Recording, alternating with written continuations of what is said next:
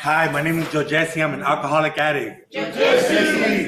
Um, You're much taller my my sobriety date is May 25th, 2024.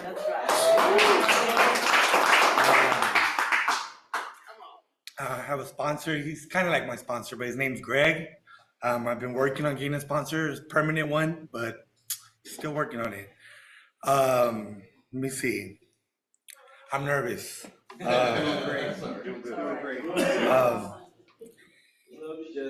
um, I've been through a lot of stuff, man. I did this last year, and I relapsed on my sobriety birthday, and not because I was in a house full of druggies and addicts, but because I made my own choice, and I kind of regret that choice, but at the same time I don't because I'm here now and I'm doing it all over again, so I could try to stay clean and sober.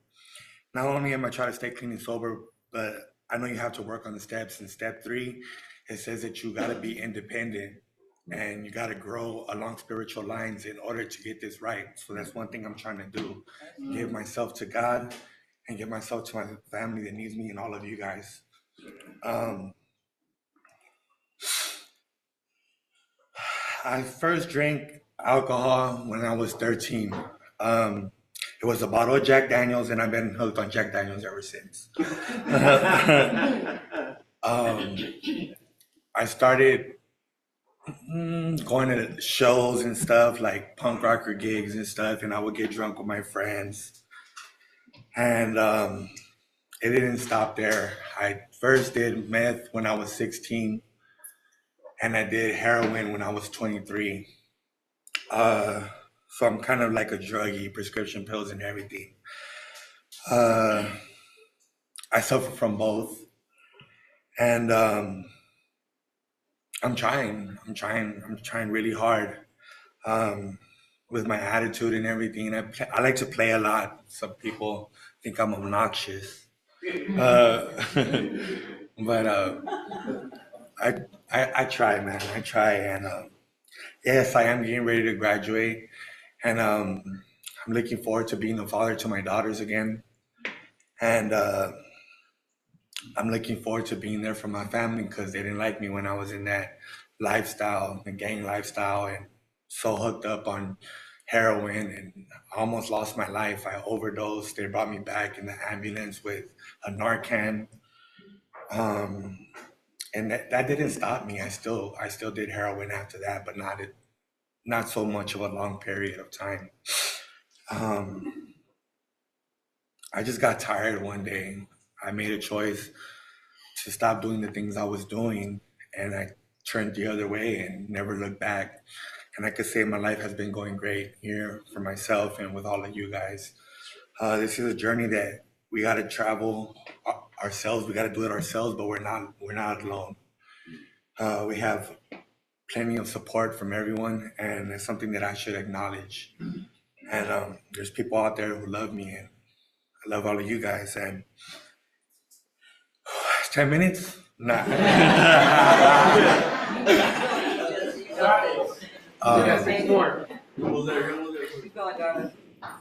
But yeah, it was kind of hard for me, growing up without my actual biological father.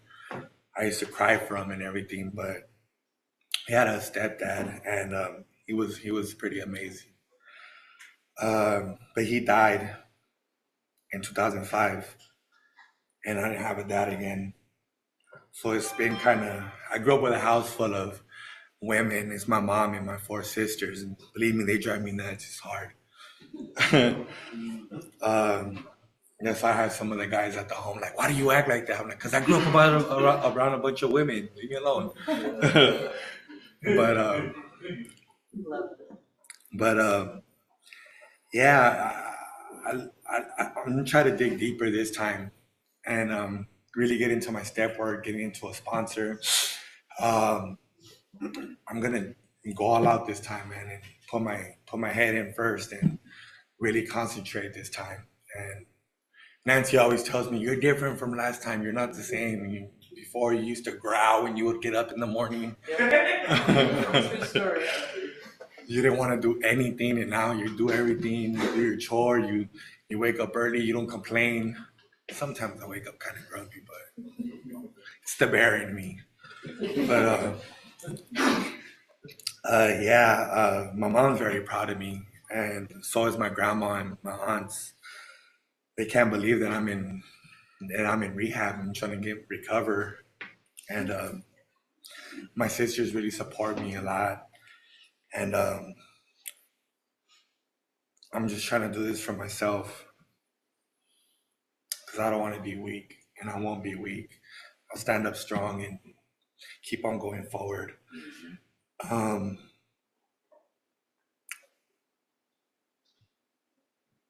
When I drank, when I did drugs, I was homeless for a while. I would sleep in cars. I would do drugs with my partner. We shared the same needle, all that crazy stuff.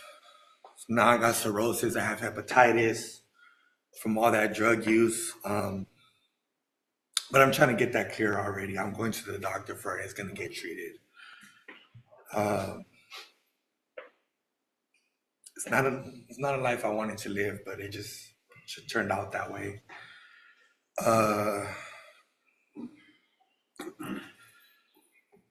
I'm mainly doing this for my daughters. They say put yourself first, but I'm doing it for my daughters because I don't want them to grow up without a father. They have already grown up without a father for too long. One of them's going to be 11 and the other one's going to be 9. And I want to be in their lives because I don't want that absence that my father had with us.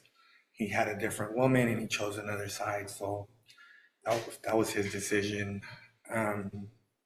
Now that I am a father and I am an older man, I can see what probably happened between him and my mom. My biological father used to beat my mom, and it's something I had to grow up with. He tried to kill us, kill me, my mom, while she was pregnant with my sister, because he used to be shermed out. And it's something I had to grow up with. My mom told me a lot of stuff that he did, and still missed him, still wanted him around, but I never got that. I just, now he's resting, and I just hope I don't turn out to be that way because I don't want to be that way. In past relationships, I used to be, because of my drug use, my alcoholism, and just a lot of things that I used to be mad at growing up the way I did, things that happened in the house and outside the house. I grew up to be mentally, physically, emotionally, and spiritually abusive. And that's something that I don't want to be ever again. I was mostly mad at myself and I had a problem. I'm trying to solve that problem now. Everybody calls me the gentle giant, but I'm trying to be gentle. I'm trying to be gentle and smooth.